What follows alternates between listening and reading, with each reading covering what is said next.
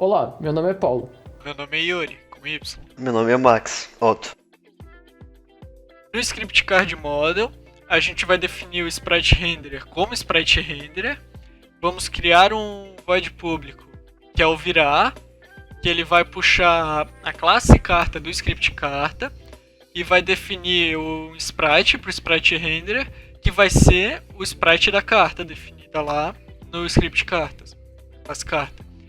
Então, quando startar, ele vai ter o public void start, que vai fazer o sprite renderer puxar o componente que é o sprite da carta definida. Se tiver definida a carta lá como um set de paus, vai vir um set de paus. No script load sprite, a gente vai deixar definido que tem uma quantidade de valores, que vai ser as faces, que vai ser o public sprite, linha 7. E na linha 8 vai ser um sprite público para cardback, vai ser sprite único para todas as cartas, vai ser a partir de trás igual.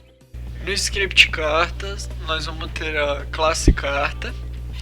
Nela a gente vai ter as três variáveis int, que todas públicas, que é a variável para o naipe, copas, paus, para o valor, que seria o número da carta, de As, 2, 3 até o rei, e um novo int que vai ser o np valor, que seria o valor da carta, que seria um As, e o seu naipe, para acabar não gerando um empate nesse sentido das jogadas. Então teria diferença num As de copas e um As de paus. E embaixo a gente mantém o script anterior public carta, que vai ter vai definir os três valores. E ali embaixo ele só está definindo que o naipe é o naipe, vamos botar o valor como valor, e o np valor, que é o naipe mais valor, vai ser ele definido. No script baralho, a gente começa criando a lista para o baralho. Logo após isso, a gente começa a montar o baralho.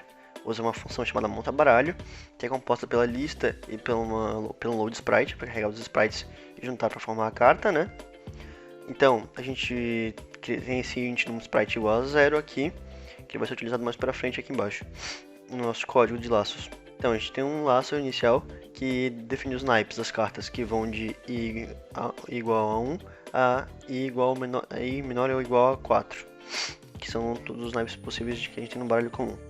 E daí a gente também define o valor de cada naipe, que é um laço que funciona de j sendo igual a 1 até j menor ou igual a 13. Então ela vai criando cada carta até formar cada carta desse naipe, até formar o baralho inteiro. Também a gente usa embaixo desse laço aqui um script menorzinho, uma parte do script menorzinho, para nomear, para fazer as cartas e conseguir colocar seus sprites. Então aqui a gente identifica a carta pelo naipe e número dela e adiciona o sprite dela, para o sprite obviamente corresponder ao número e naipe da carta. Depois disso é adicionado mais um, né, a cada carta que vai sendo feita, para não correr repetição, que no caso se refere a esse int de cima aqui no sprite int igual a 0, e vai sendo adicionada a lista. Essa carta aqui é uma lista e vai sendo adicionada cada carta à lista. O embaralhamento dessa lista, a gente usa uma função public void embaralho, composta pela lista e pelo uma int tamanho baralho. Então a gente usa o script de cartas e cria um laço que vai de 0 até menor que o tamanho do baralho. Então a gente cria esse int igual a p e faz essa função de random range, que vai basicamente jogar as cartas em posições aleatórias de 0 a 51, que são as 52 cartas de um baralho. Daí a gente tem o script aqui inicial, a gente tem a lista, e essa lista aí é o baralho original. Então ele sofre processo, daí o baralho P já tem as cartas como alteradas, embaralhadas no caso. Essa lista P retorna para a carta o baralho embaralhado já. Nesse script de pilha carta, a gente cria a pilha para distribuição dos jogadores. No caso, a gente cria uma pilha para distribuir todas as cartas a cada jogador específico, são 4 jogadores. E também a gente cria a distribuição da lista para pilha. A distribuição da lista para pilha, ela funciona da seguinte forma: a gente cria essa função distribuir cartas, que utiliza a lista 1 e uma pilha e uma int de QTD, quantidade. Daí usa um laço que vai de i igual a 0 até i menor ou igual à quantidade especificada aqui. Daí joga esse número, esse dado criado, é jogado para uma pilha que recebe push, vai para o topo e daí é apagado. E é claro, a gente utilizou determinação de posição, por isso o remove at. No script de jogo, temos uma variável i setada com valor 0 inicialmente. Após são puxados outros scripts para dentro do script do jogo, com o load sprites sendo chamado de sprite e card model tendo 4 variação, indo de mesa 1 model até mesa 4 model. Abaixo, um game object com os sprites sendo chamado de sprite scenes, e outros game object com a variação mesa 1 scene a mesa 4 scene. Logo após são definidos os componentes de cena. Assim, os sprites pegam o script load sprites do sprite scenes e cada mesa model pega seu componente de card model.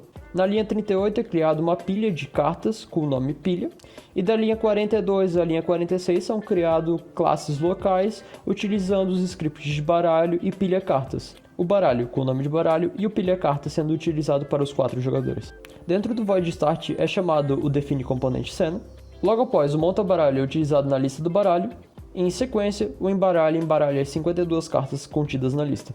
Depois é distribuído as cartas da lista do baralho para cada um dos jogadores, 12 vezes, em cada uma das suas pilhas. Logo após isso, são criadas variáveis locais para a comparação das cartas. Na linha 73, uma variável bool, que será utilizada mais para frente, e na linha 74, 5 variáveis int, 4 para jogadores e uma para pontuação de empate. Dentro do void UGI, da linha 80 à linha 82, são definidos os componentes do texto que vão aparecer na tela, desde a sua fonte à sua cor, sendo 16 e branco. Na linha 85 se cria um botão com 50 de distância das laterais, com o tamanho 100 por 28, com o nome de virar cartas.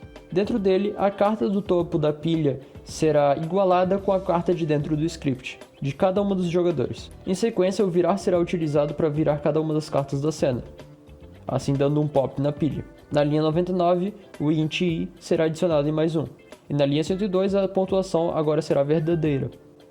Da linha 105 a 125 é feita uma comparação, checando qual é o jogador mais alto.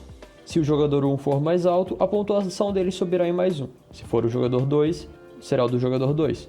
Se o do jogador 3, será do jogador 3. Se o do jogador 4, será do jogador 4. Se todos os jogadores forem iguais, a pontuação de empate subirá em mais 1. Por fim, se o número de rodadas for igual a 13, ele fará uma nova verificação. Assim, se o jogador 1 for maior do que o 2, 3 e 4, aparecerá na tela que o jogador 1 venceu. Se for o 2, aparecerá que o jogador 2 venceu, assim subsequentemente. Ou se caso 2 jogadores ou mais forem iguais, aparecerá na tela que deu empate. Obrigado e esse foi nosso trabalho.